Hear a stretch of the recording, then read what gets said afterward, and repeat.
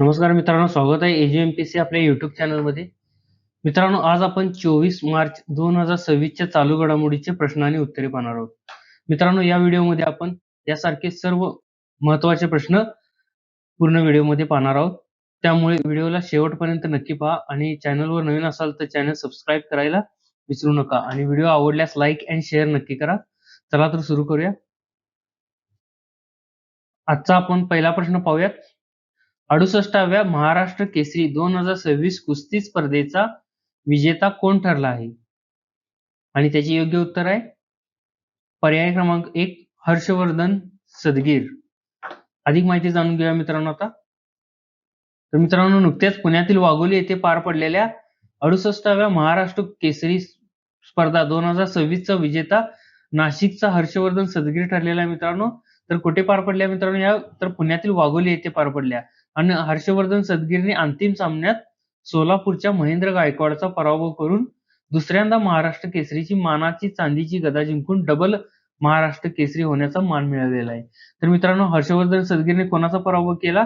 तर सोलापूरच्या महेंद्र गायकवाडचा पराभव करून हे किताब आपल्या नावावर केलेला आहे. आणि मित्रांनो, हे हर्षवर्धन सदगीरचे दुसरे विजेतेपद आहे महाराष्ट्र केसरीचे.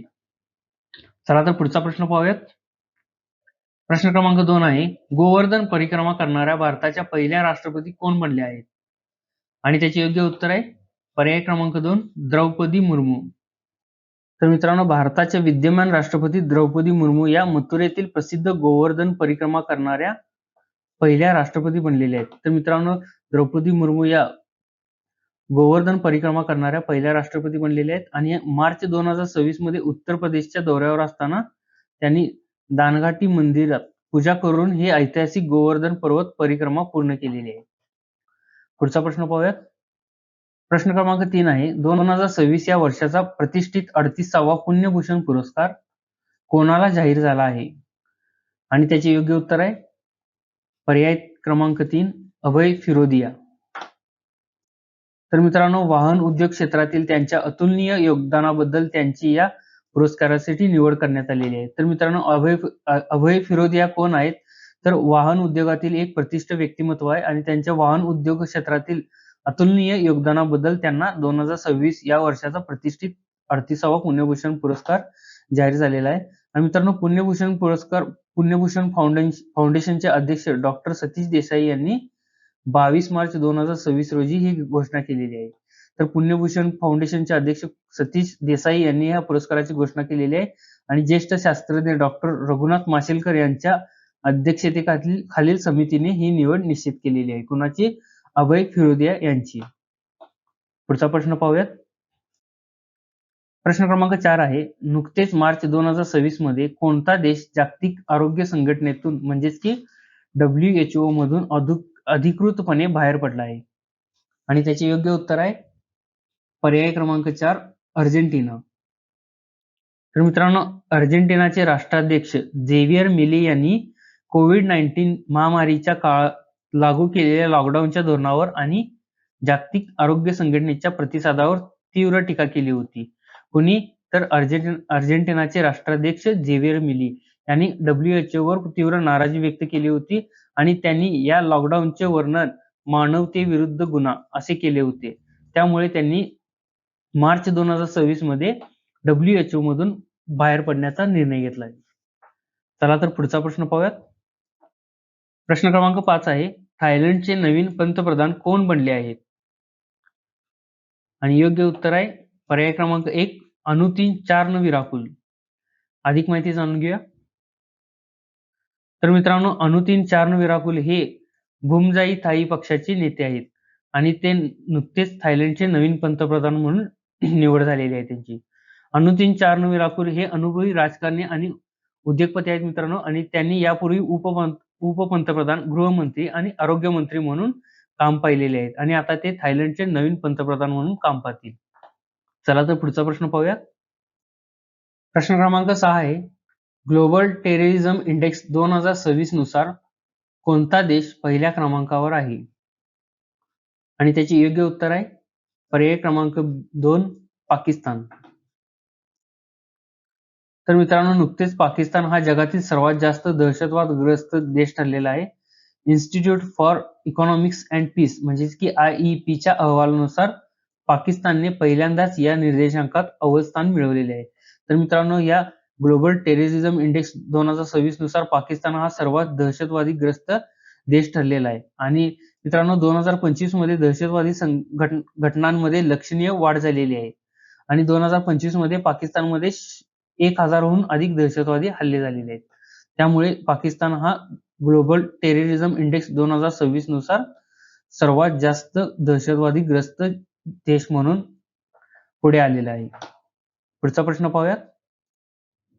प्रश्न क्रमांक 7 आहे, जागतिक क्षयरोग दिन कधी साजरा केला जातो? आणि त्याची योग्य उत्तर आहे पर्याय क्रमांक 3, 24 मार्च. तर मित्रांनो, क्षयरोगाविषयी म्हणजेच की टीबी विषयी जागरूकता वाढवण्यासाठी आणि या रोगाच्या प्रतिबंधासाठी हा दिवस म्हणजेच की 24 मार्च हा दिवस जागतिक क्षयरोग दिवस म्हणून आपण साजरा करतो. आता 24 मार्च रोजीच हा का दिवस साजरा केला जातो? तर 1882 मध्ये डॉक्टर रॉबर्ट कोच यांनी क्षयरोगाच्या जीवाणूचा शोध लावला.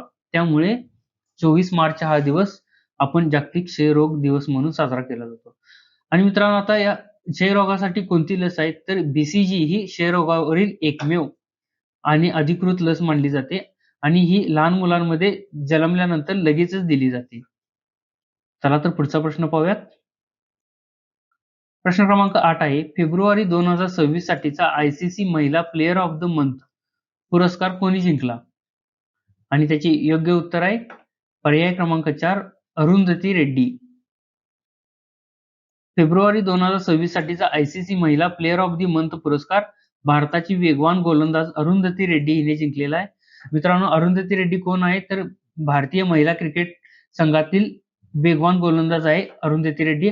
आणि ऑस्ट्रेलिया विरुद्धच्या T20 आंतरराष्ट्रीय मालिका विजयात भारताला विजय मिळवून देणाऱ्या कामगिरीबद्दल अरुंधती रेड्डीला फेब्रुवारी 2026 चा ICC महिला खेळाडू पुरस्कार जिंकलेला आहे.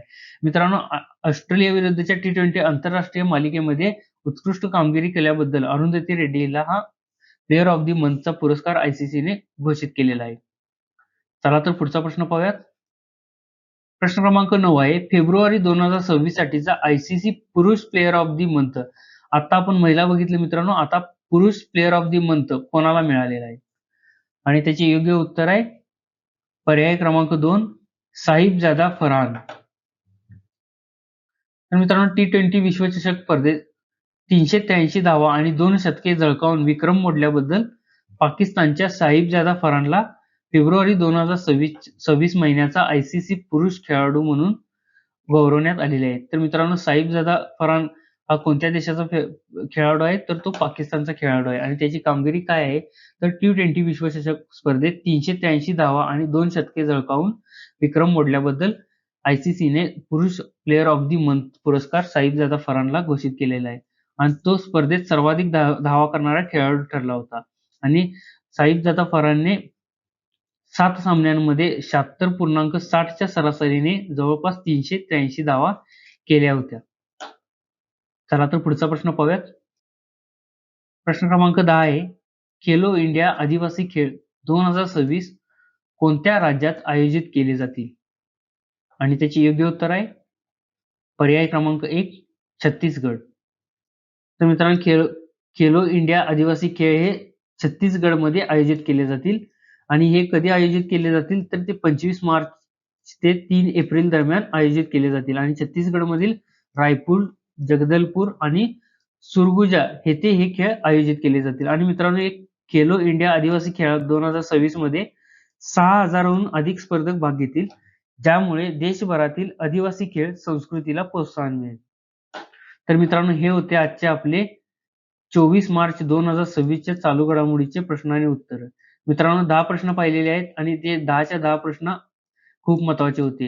व्हिडिओ कसा वाटला कमेंटमध्ये नक्की सांगू शकता आणि व्हिडिओ आवडल्यास लाईक आणि शेअर नक्की करा. आणि आपण चॅनलवर नवीन असाल तर चॅनल सबस्क्राईब करायला विसरू नका. धन्यवाद.